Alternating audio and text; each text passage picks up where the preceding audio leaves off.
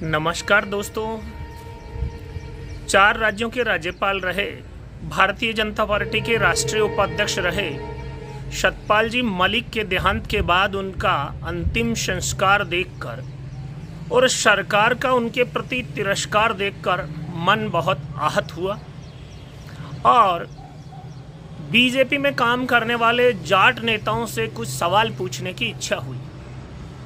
चाहे वो बीजेपी के सांसद हैं, चाहे वो बीजेपी के विधायक हैं और चाहे वो बीजेपी में विविध संगठनों में या पदों पर पदाधिकारी हैं, उनको एक बात का जवाब तो देना ही चाहिए कि जो सतपाल मलिक के साथ सरकार द्वारा हो रहा है और उस पार्टी की सरकार में हो रहा है जिस पार्टी के वो राष्ट्रीय उपाध्यक्ष रहे हैं, तो ऐसा सब कुछ आपके साथ नहीं होगा, ये आप क्यों सोचते हैं? जिस प्रकार के तिरस्कार की प्रकाष्ठा की गई है वो किसी भी दृष्टि से न्यायोचित नहीं ठहराई जा सकती जब तक भारतीय जनता पार्टी के नेतृत्व के लोगों ने, जो आज का नेतृत्व है, आडवाणी जी के साथ जो किया, मुरली मनोहर जोशी जी के साथ जो किया, यशवंत सिन्हा जी के साथ जो किया, प्रवीण भाई तोगड़िया के साथ जो किया, संजय भाई जोशी के साथ जो किया, आदरणीय वसुंधरा जी के साथ जो किया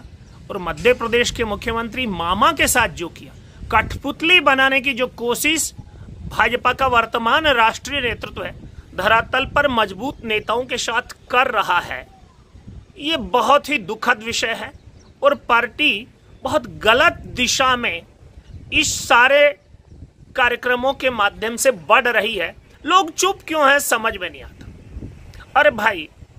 बीजेपी के जाट नेता अगर उस कौम से आते हैं जो कौम सनातन की विसंगतियों के खिलाफ, और उस समय जब संचार का और जानकारी का इतना साधन नहीं था तब भी गुरु नानक देव के साथ हो गए थे, जाम्बोजी महाराज के साथ हो गए थे, दयानंद सरस्वती के साथ हो गए थे, तो फिर आज अन्याय के खिलाफ बोलने में उन कथित जाट नेताओं, जनप्रतिनिधियों की जबान तालू से क्यों चिपक रही है? जिस प्रकार का अपमान सतपाल मलिक के अंतिम संस्कार के समय सरकारों की ओर से देखने को मिला है, संवैधानिक पद पर रहे व्यक्ति का राजकीय सम्मान के साथ दाह संस्कार तक नहीं किया गया है, यह इस बात का संकेत है कि सरकार पूर्वाग्रह से ग्रसित होकर और एक नेता के भय में इस प्रकार का आचरण कर रही है। और जाट वो जाट नहीं है जो भय से ग्रसित होकर अपने सिद्धांत से समझौता करे। विगत दिनों हमने उपराष्ट्रपति का जिस प्रकार का अपमान हुआ, ठीक है उन्होंने इस्तीफा दिया होगा, लेकिन राज्यसभा में उनका विदाई भाषण नहीं हुआ, उनकी फेयरवेल पार्टी नहीं हुई। ये सरकार का अहंकार नहीं तो और क्या है? और सरकार के अहंकार से टकराना जाट का संस्कार है, और जो जाट अपने संस्कार से विमुख हो गया वो कैसा जाट है?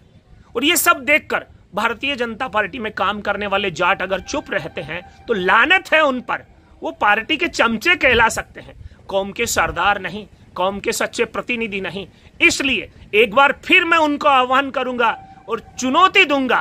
कि गलत के खिलाफ बोलने की जाट की परंपरा को बंद नहीं करें। ये पद, ये प्रतिष्ठा उनको भी मिली थी, जगदीप धनखड़ जी को भी मिली थी, सतपाल मलिक जी को भी मिली थी, लेकिन उनका जो अंतिम समय में हस्र पार्टी द्वारा किया गया, सरकार द्वारा किया गया है, वो उनकी अतिरिक्त चापलूसी का ही परिणाम था। आप सब भी सजग रहें, अगर चापलूसी के रास्ते पर चलते रहे तो वही सम्मान, वही अपमान आपके हिस्से भी आ सकता है। इसलिए न्याय और अन्याय की लड़ाई में हमेशा अन्याय के खिलाफ बोलें, न्याय के साथ खड़े हों, यही पर्याप्त संदेश है। जय हिंद।